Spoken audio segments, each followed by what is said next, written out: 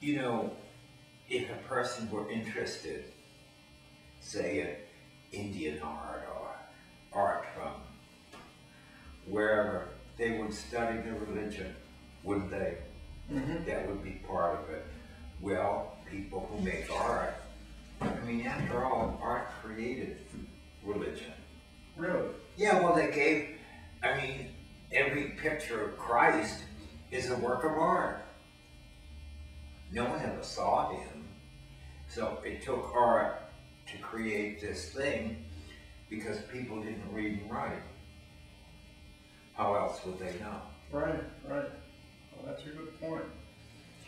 And, you know. No, that's a good point. And of course, the colleges are just. One time I did an artist in residency, I think, at the University of Syracuse. And in the graduating fine arts class, there were 800 students. Wow. And what are those people going to do? There must be in this country, what, 500 paying careers at the most. But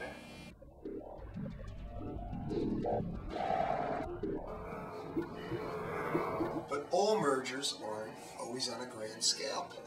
The one that I first encountered on a smaller level when I was in Tennessee in the late 70s, in fact, the very day that Elvis Presley died, I pulled in to get some gas. And I saw that the gas station had combined their lot with a vegetable stand. It was a merger on a little lower level. They called it Fumes and Legumes. And it was one of the few places in the world where you could actually drive in, fill up your tank, and then go get your vegetables. And it was a rare place because it was really one of those places where you got the gas before the beans.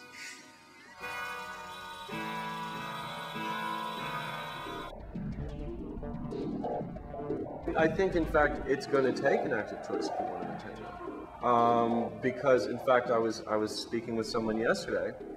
We're sitting outside, and we were talking about this question of, is there enough space in Hudson for everyone?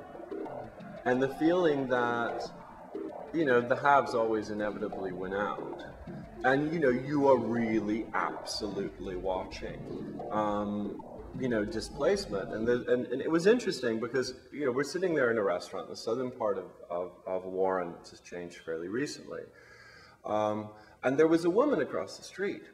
And the woman was sitting in her chair in front of her house with her kids and things. And she was basically quite loudly talking about the fucking people from the city who had, you know, who didn't give a shit about us down here and were just waiting basically for them to die or get the hell out of the way. And at first I thought, well, you know, fuck you, lady, you know, I want to have a meal here. I'm just having my meal. I'm trying to have a nice time, you know. I'm not rich. I'm not benefiting from this. I'm just trying to live. And then part of me thought, well, thank God that happened. And thank God that in this place, in this moment, people do feel that there's not so much at risk that they can't speak at all. I think, you know, obviously the police presence here is quite heavy-handed, and I know that there's a history of crime in this community that I think informs a certain amount of what goes on. But I think now we're at one of those moments where someone may turn around and say, I don't necessarily appreciate what you're doing, but I think we can perceive the challenge of that rather than perceiving the threat of it. Does that make sense?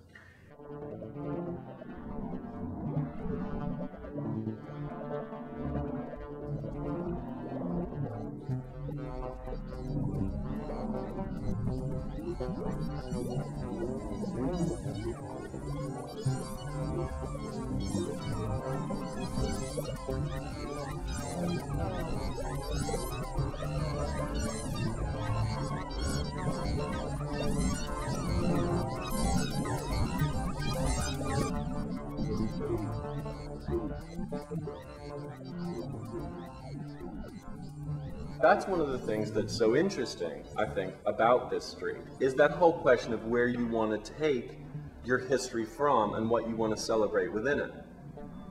I mean, other people may like that it's a whaling town. I love that there were, whatever, 60 brothels or something. The whole idea of this being a community of sin in the 19th century, kind of this place away where you could go and do what you needed to do, is attractive to me as a moment in history. Now, for someone else, perhaps, its incarnation as a drug town might be moments of history that are valuable to them.